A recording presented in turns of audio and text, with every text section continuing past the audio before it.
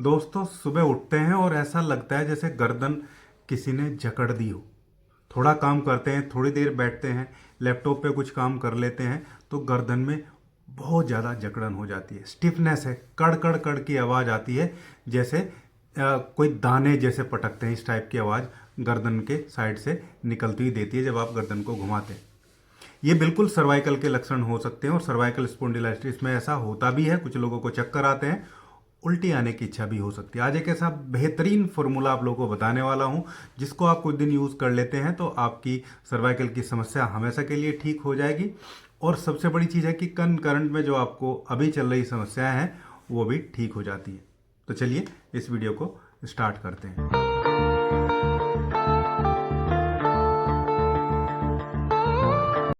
दोस्तों cervical actually हमारे रीढ़ की हड्डी में एक रीजन है। ये हमारी गर्दन के पीछे वाला हिस्सा जो होता है, जिसको हम सर्वाइकल रीजन बोलते हैं, इसमें 7 वर्टेब्राद होते हैं, यानी कि 7 मणके या 7 ऐसी लेयर हमारी हड्डी में होती है जिनके बीच में एक डिस्क भी होती है। कुशन नुमा स्ट्रक्चर होता है जो 2 डिस्क को आपस में फ्रिक्शन करने से और घर्षण से बचाता है। वही इस पर्टिकुलर जगह एक जो है एरिया होता है और वहां से कुछ नसें भी निकलती है जिनको स्पाइनल नर्व्स बोलते हैं, जो हमारी रीढ़ से निकल के और हमारे शरीर के अलग अलग हिस्से में सेंसेशन प्रोवाइड करती है। जब लगातार एक पोस्चर में बैठ के काम करने से, जैसे नीचे आप टकटकी लगा के बैठे हैं या गलत पोस्चर में बैठे हुए हैं, गलत पोस्चर में लेटे हुए हैं, बहुत ज़्यादा मोबाइल देखने से, जैसे आजकल लोग टॉयलेट में भी मोबाइल जो है वो ले जाके घंटों घंटों बैठे हुए देखते रहते हैं, तो ये जो हड्डियां हैं इन पे एक्स्ट्रा प्रेशर बनता है, मसल्स जो हैं वो वीक हो जाती हैं, धीरे धीरे डिफॉर्मिटी जनरेट होती है। और अगर साथ में कोई डेफिशिएंसी भी हो विटामिन डी की या B12 की, तो विटामिन डी की कमी से हड्डियों की प्रॉब्लम होती है और B12 की कमी से नसें कमजोर होती हैं। तो ये स्थिति और जल्दी आने लगती है और हम देख रहे हैं कि अर्ली एज में ही 20-25 साल में ही ये सिम्टम्स देखने को मिल रहे हैं।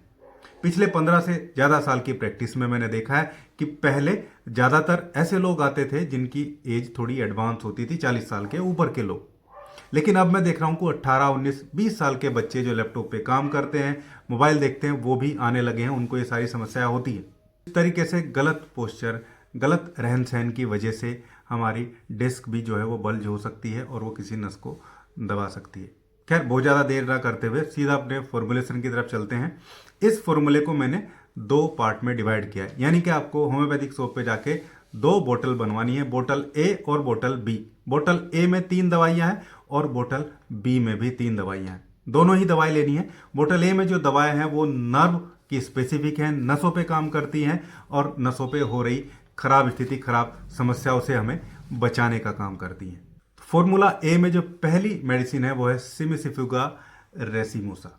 जब गर्दन से लेके कंधे तक दर्द होता है, बहुत ज़्यादा जकड़न गर्दन में नजर आती है और स्ट्रेस से यानी कि तनाव से आपके गर्दन का दर्द बढ़ जाता है, तो ये बहुत अच्छे से काम करती है। पहली मेडिसिन फॉर्मूला नंबर ए में वो है सिमिसिफुगा रेसिमोसा, 30 पोटेंसी में इसको लेना है। दूसरी रेमेडी फॉर्मूला ए में है कालमिया लोटिफोलिया। एक्चुअली जब गर्दन से लेके कंधे तक झंझनाहट या हाथ तक झंझनाहट महसूस देती हो, नमनेस जैसा भी लगता हो।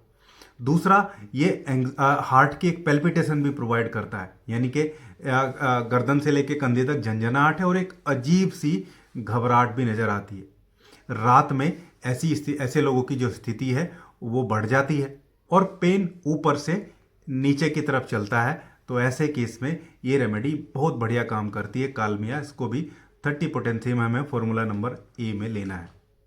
तीसरी मेडिसिन फॉर्मूला ए में वो है हाइपेरिकम। स्पेसिफिक नर्व की रेमेडी है, खासकर जब नस दब जाती है तो सुन्नपन होता है, झंझनाहट होती है और ऐसा लगता है जैसे कि वहाँ कुछ जो है बहुत बुरे तरीके से कुछ खींचा जा रहा है। इसके अलावा टच करने से भी, वहाँ पे हाथ लगाने से भी, कई बार ऐसे लोग बोलते हैं कि मुझे लगता है जी कपड़े से भी दर्द हो रहा है मुझे, तो हाइपेरिकम बहुत बढ़िया काम करती है। हाइपेरिकम को भी 30 पोटेंसी में इस फॉर्मूले में हमें लेना है। ये था फॉर्मूला नंबर ए। इन तीनों दवाइयों को 30 पोटेंसी में बराबर मात्रा में मिक्स कर लेंगे और एक बोतल को उस पर लिख लेंगे सर्वाइकल फॉर्मूला नंबर ए और उसको रख लेंगे।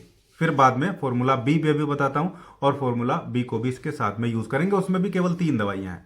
फॉर्मूला बी में जो पहली मेडिसिन है वो है गुआकम ऑफिशियलिस। ये तब है जब आपको क्रैकलिंग साउंड आती है गर्दन से, मतलब ये उस चीज़ों में आराम करती है। गर्दन घुमा रहे हैं ऐसे तो क्रैकलिंग साउंड, जैसे चने पटक रहे हैं इस टाइप की आवाज़, क्रैकलिंग साउंड जो है वो गर्दन से आती है और गर्म चीज़ों से राहत मिलती है। साथ में टिंगलिंग भी है, झंझनाहट भी नज़र आती है। और दूसरा, ठंडी चीज़ों से या कोल्ड एक्सपोजर से, ठंडी हवा से स्थिति बहुत ज़्यादा खराब हो जाती है। लेकिन मेन चीज़ है कि इसमें क्रैकलिंग साउंड गर्दन में आती है। गुआकम ऑफिशियलिस को भी हमें फॉर्मूले में 30 पोटेंसी में ही लेना है। ये फॉर्मूला बी की पहली मेडिसिन है। फॉर्मूला बी की जो दूसरी मेडिसिन है वो है रस्टॉक्स। रस्टॉक्स बहुत खास होती है सर्वाइकल स्पॉन्डिलाइटिस में, खासकर उन लोगों को जो लगातार गलत एक्सपोजर में रहते हैं या कुछ खिंचाव आ जाता है कोई वजन उठाने की वजह से या कोई ऐसी एक्सरसाइज कर लेने की वजह से, या रात में सोए थे और सुबह गर्दन में दर्द हो गया, तो भी बहुत बढ़िया काम करती है। हालांकि स्थिति ये देखनी होती है कि क्या हरकत करने से दर्द कम हो रहा है। शुरुआती हरकत से ऐसा लगता है जैसे दर्द बढ़ा, लेकिन धीरे धीरे जैसे दिन बढ़ता है और एक्सरसाइज या हल्की जो है हरकत गर्दन से करते हैं तो चीज़ें ठीक होने लगती हैं। साथ में बेचैनी पेशेंट को बहुत ज़्यादा रहती है दर्द के साथ में, और ठंडी हवा से इसको भी तकलीफ होती है। तो रस्टॉक्स ऐसी स्थिति में बहुत बढ़िया काम करती है। इसको भी फॉर्मूले में 30 पोटेंसी में ही लेना है। तीसरी मेडिसिन हमने फॉर्मूला बी में ऐड करी है वो है आर्निका मोंटाना। ऐसे लोग जिनको गर्दन में तकलीफ है, बुरी स्थिति में है, आप उनसे कभी भी पूछेंगे कि क्या कोई तकलीफ है तो बोलेंगे नहीं, आई एम फाइन, मैं तो बिल्कुल ठीक हूं। लेकिन इनकी गर्दन में बहुत भारीपन इनको नजर आता है और जब बेड पे लेटते हैं तो कई बार ऐसा बोलेंगे कि मुझे लग रहा है कि तकिया या बेड ही मुझे जो है वो चुभ रहा है, यानी कि सॉफ्ट चीज़ों से भी इनको जो है चुभन महसूस होती है। ऐसी सभी स्थिति में आर्निका मोंटाना बहुत बेहतरीन तरीके से काम करती है। या किसी को ऐसा लगे जैसे शरीर तोड़ दिया है, रात को उठे और ऐसा लगे जैसे रात बहुत पिटाई करी हो किसी ने, तो भी आर्निका मोंटाना बहुत बेहतरीन तरीके से काम करती है। आर्निका मोंटाना को इस फॉर्मूला बी में हम 30 पोटेंसी में लेने वाले हैं। इस तरीके से हम 3 दवाइयों से फॉर्मूला ए बनाएंगे बराबर मात्रा में मिला के, और 3 दवाइयों से फॉर्मूला बी बनाएंगे बराबर मात्रा में मिला के। अब लेना कैसे है? लेने का तरीका दिन में 2 बार लेना है, यानी कि सुबह और शाम। फॉर्मूला ए को भी सुबह शाम 5-5 बूंदे, फॉर्मूला बी को भी सुबह शाम 5-5 बूंदे। अच्छा, अंतर कितना रख रहा है? दोनों दवाओं में लगभग 1 घंटे का अंतर हमें रखना है। जैसे सुबह हमने फॉर्मूला ए लिया, 1 घंटे बाद फॉर्मूला बी, ऐसे ही शाम को हमने फॉर्मूला ए लिया, 1 घंटे बाद फॉर्मूला बी। ऐसे इसको 15 दिन तक आप कंटिन्यू करिए। अगर आपको आराम लगता है, आपकी स्थिति सुधरती है, तो आप इसको अगले 1 महीने तक कंटिन्यू कर सकते हैं। लेकिन अगर आपको किसी भी होम्योपैथिक फॉर्मूले से या मेडिसिन से आराम नहीं लगता है, अगर वो लोअर पोटेंसी है 30 या उससे नीचे की पोटेंसी है, तो आप 15 दिन तक ले सकते हैं। लेकिन अगर वो हाइयर पोटेंसी है, 200 पोटेंसी में आपको किसी ने बताया या आप ले रहे हैं, तो मैं बोलता हूं कि इसकी 1-2 डोज लेके ही आपको चेक कर लेना चाहिए। अगर आराम लगता है तो कंटिन्यू करिए, अदरवाइज उस दवाई को बंद कर दीजिए, खासकर 200 पोटेंसी में। 30 पोटेंसी में आप 10-15 दिन कंटिन्यू कर सकते हैं। इस तरीके से आप इस फॉर्मूले को यूज करेंगे तो बहुत जल्दी आपकी सर्वाइकल की प्रॉब्लम ठीक होनी स्टार्ट हो जाएगी। इसके साथ में आपको हल्की फुल्की एक्सरसाइज करनी है, अपनी बॉडी के गलत पोस्चर को ठीक करना है। विटामिन डी की डेफिशिएंसी है, B12 की डेफिशिएंसी है, तो उनको क्लियर आउट करना है, यानी कि उनके सप्लीमेंट आपको लेने चाहिए। दोस्तों, ये था आज का वीडियो, एक बेहतरीन फॉर्मूला सर्वाइकल स्पॉन्डिलाइटिस के लिए, जिसके बहुत ही अच्छे रिजल्ट हैं।